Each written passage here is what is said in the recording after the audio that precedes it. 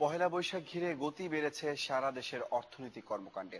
গ্রাম কিংবা শহর সবখানেই বৈশাখকে ঘিরে জমজমাট কেনাকাটার ধুম। বৈশাখী পোশাক, হোটেল, রেস্টুরেন্ট, ক্ষুদ্র শিল্প কিংবা গ্রামীণ অর্থনীতিতে বাণিজ্যিক সংস্কৃতি চালু হয়েছে।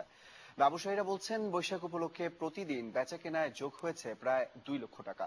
নির্বিঘ্নে উৎসব পালনে সতর্ক থাকার পাশাপাশি জাতীয় রাজস্ব বোর্ডকে কর ফাঁকির বিষয়ে সতর্ক থাকার পরামর্শ অর্থনীতিবিদদের। ফেরদৌস হাওলাদারের ক্যামেরায় আনিসুর সুমনের রিপোর্ট। বৈশাখ বাঙালিয়ানা, পান্তা ইলিশ, নতুন পোশাক আর দিনটাকে একটু অন্যরকমে উপভোগ। আর তাই এই উৎসব ঘিরে প্রস্তুতি শুরু হয় আরো দিন 15 আগে। বৈশাখ উপলক্ষে সবাই কেনাকাটায় ব্যস্ত।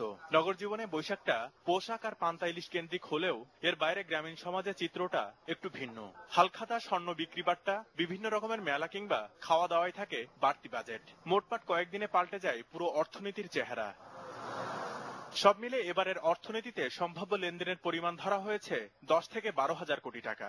সারা দেশে প্রায় 6,000 বুটিক্স, ফ্যাশন হাউস রয়েছে। এসব ব্যবসা প্রতিষ্ঠানে বৈশাখ উপলক্ষে প্রতিদিন বেচাকেনা বেড়েছে প্রায় 2 থেকে 2.5 লাখ টাকার বেশি।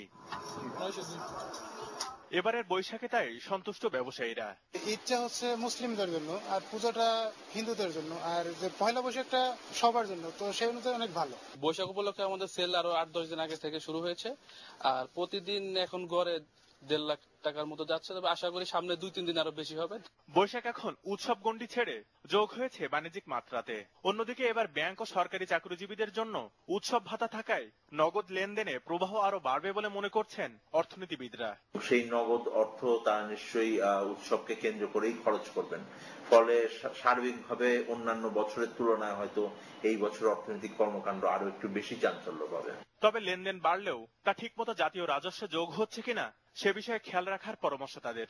মানুষ যেন নির্বিঘ্নে উৎসব পালন করতে পারেন, এই জায়গাটা তো এখন একটা বড় আকারে এসেছে। রাজস্ব আহরণের হিসাব এনবিআররা করবেন, সেই জায়গায় আমরা দেখছি যে ভ্যাটের ফাঁকি দেওয়ার প্রবণতা বাড়ছে। সেই বিষয়গুলো তো একটা নজরদারি নিশ্চয়ই এনবিআর এর থাকবে। একই সাথে সার্বিক মূল্যস্ফীতিতে সতর্ক থেকে সরবরাহ নিশ্চিতের আহ্বান তাদের। ঐতিহ্য আছে, সেই ঐতিহ্য। আনিসুর সুমন, নিউজ 9, ঢাকা।